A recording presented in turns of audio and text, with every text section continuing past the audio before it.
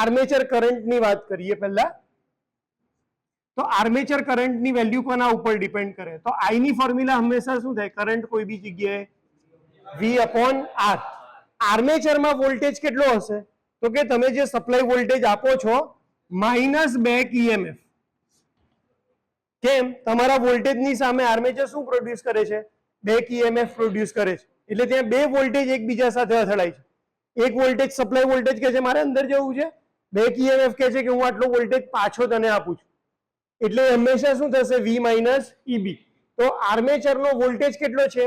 V - EB. અને એનો resistance કેટલો છે? RA. આપણને ખબર છે કે આર્મેચર રેઝિસ્ટન્સની વેલ્યુ હંમેશા કેવી હોય છે? ઓછી, 1 અથવા 0.5. કેમ?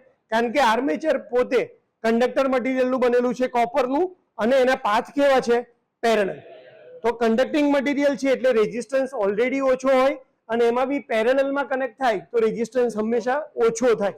એટલે આ વેલ્યુ તો ઓછી જ છે.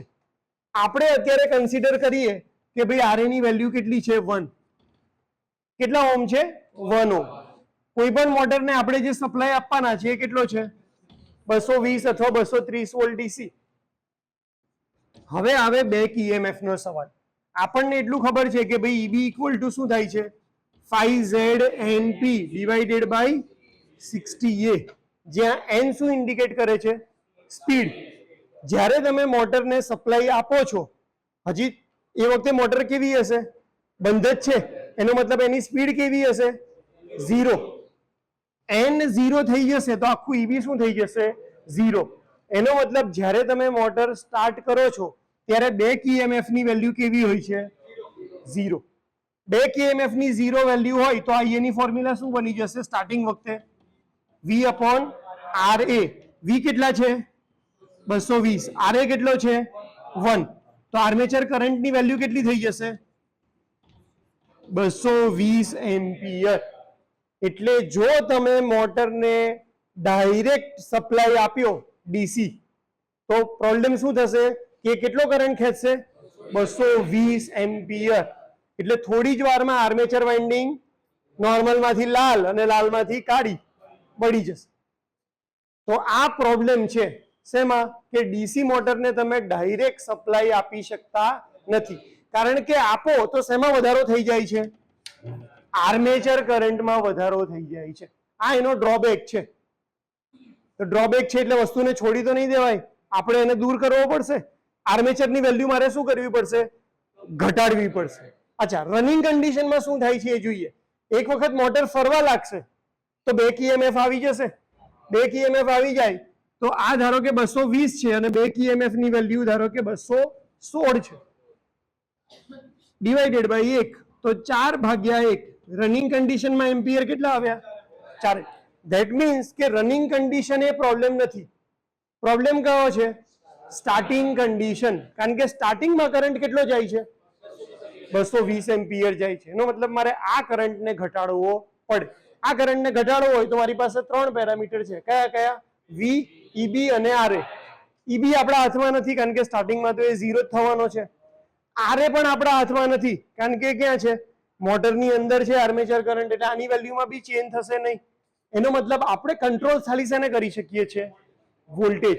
સપ્લાય વોલ્ટેજ જે 220 આવે છે એને મારે કોઈ બી રીતે શું કરવું પડે? ઘટાડવા પડે. સપ્લાય વોલ્ટેજને ઘટાડવો હોય શું થયું? ડિવિઝન.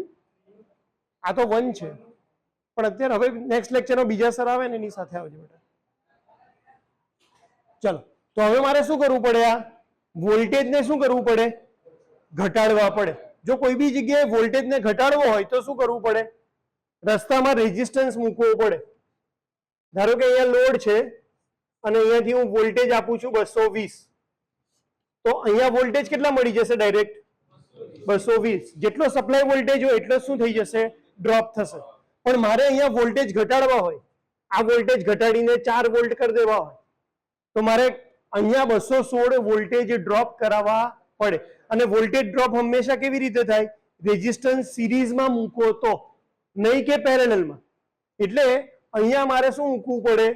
સેટ ઓફ રેઝિસ્ટન્સ કે જેમાં કેટલો વોલ્ટેજ ડ્રોપ થઈ જાય, 216 વોલ્ટેજ ડ્રોપ થાય. અને આ પરમનન્ટ રહેવો જોઈએ નહીં, કારણ કે પરમનન્ટ રહેશે તો મોટરને પરમનન્ટ કેટલા વોલ્ટેજ મળશે, 4 વોલ્ટેજ મળશે. આપણે તો શું જોઈએ છે, આને શું બનાવી દેશું, વેરિયેબલ. એટલે સ્ટાર્ટિંગમાં મેક્સિમમ રેઝિસ્ટન્સ રાખશું જેથી કરીને વોલ્ટેજ અહીંયા 4 વોલ્ટ મળે. પણ જેવી મોટર ફરવાની ચાલુ થાય ધીરે ધીરે, એટલે આપણે આ રેઝિસ્ટન્સ ધીરે ધીરે શું કરતા જશું, ઓછો કરતા જશું. અને એકવાર ફૂલ સ્પીડ ઉપર ફરે તો આ રેઝિસ્ટન્સ કેટલી કરી દેશું આપણે, 0. એટલે આપણે વેરિયેબલ રેઝિસ્ટન્સ જોઈએ કે જે સ્ટાર્ટિંગમાં તો બરાબર કામ કરે પણ પછી આખા પિક્ચરમાંથી રેઝિસ્ટન્સ નીકળી જવો જોઈએ. અને એનું કામ શું છે, રેઝિસ્ટન્સનું વોલ્ટેજનો ડ્રોપ કરી દેવાનો અને મોટરને ઓછો વોલ્ટેજ મળવો જોઈએ. આ કન્સેપ્ટ બધાને ખબર પડી ગઈ. એટલે સ્ટાર્ટરની જરૂરિયાત કેમ છે, તો કે સ્ટાર્ટિંગમાં વધારે કરંટ લે છે એટલા માટે. વધારે કરંટથી આર્મેચર ડેમેજ થઈ જાય છે, તો ડેમેજ ના થાય એટલા માટે આપણે વચ્ચે શું મૂકી દઈએ છીએ, સ્ટાર્ટર. એટલે હવે આપણે કોઈ બી જગ્યાએ ડાયાગ્રામ ડ્રો કરીએ તો પહેલા શું આવશે, સપ્લાય, પછી શું આવશે, સ્ટાર્ટર, અને પછી શું આવે તમારી મોટર. ખ્યાલ આવે છે? હંમેશા વચ્ચે સપ્લાય અને મોટરની વચ્ચે કોણ આવી જશે, સ્ટાર્ટર.